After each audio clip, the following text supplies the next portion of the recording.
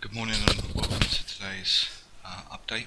We're going to begin with the indexes. This is the E-mini 60-minute chart with the peak expansion levels on there. So we go from 120-minute up to the red lines, which is half day, which is the most important. The market is condensed, so our range for the day is 25.07 and a quarter, 24.85. The thing to note really is where I've marked where that half day level, which was way down in the 2440s, moved to the top of the trend. So at the moment, pretty condensed. The historical chart has no resistances that have moved to the top of the trend as yet. This is the daily continuation, and just the thing to note here is the fact that all of the daily levels, which are red and pink, are still below price. So we need some things to move to the top to create some meaningful resistance. Different story on the Nasdaq in that the black line, which is weekly levels, have moved to the top of the trend, and a couple of days ago we broke the nearest daily support, so that's put the market under some pressure, and on a historical basis means that there's nothing meaningful until 55.66.5. Switching to the short-term levels, we broke down on that daily move, but have formed some decent support at 58.42. Your major reference above is 59.54 and a quarter. We're also condensed on the Dow. It's pretty quiet. We topped out against that 22.324 level a couple of days ago, reference below 22.171, but we really need this half-day level to move up to the top of the trend to see if it could create some more meaningful resistance. This is reflected in the daily chart, similar to the S&P. We had that buy signal at daily support a few weeks ago. That trend then ended with the opposite signal, and then a stepping process ended, but again, nothing has moved to the top of the trend. Crude oil was a bit more interesting. We saw the breakout having topped out at this weekly level at 51.11 to the tick. I think it was on that day there. Yep, on the 20th.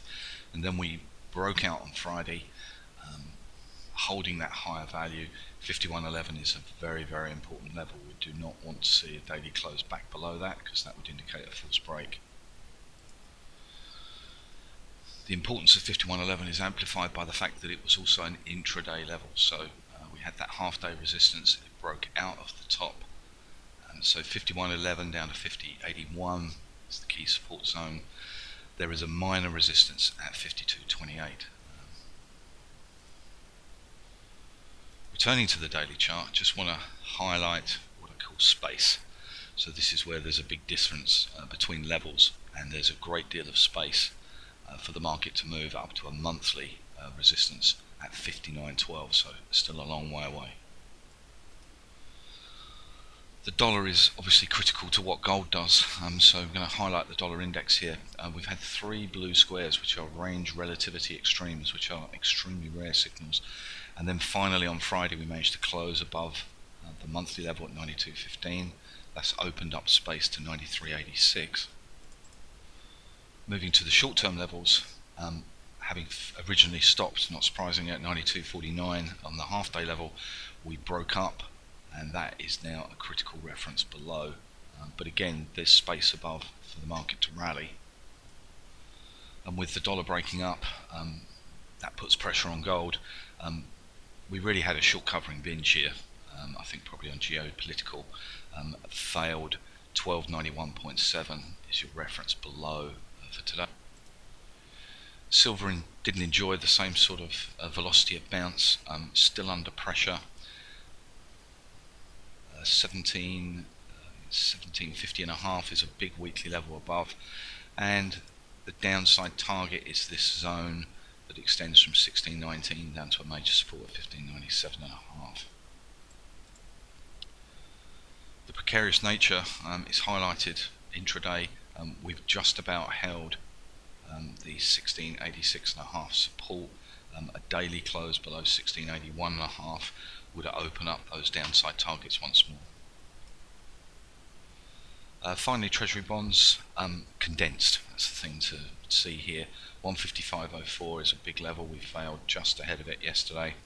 53.16 is the key support, and there are your main ranges for the day. It's worth remembering that in spite of this counter-trend rally through the summer, the big picture is still negative, and we have this weekly zone at 155.01 up to 55.31, which is a major barrier because there's weekly levels. And again, note that there is space below, so still negative on bonds. Okay, that's it.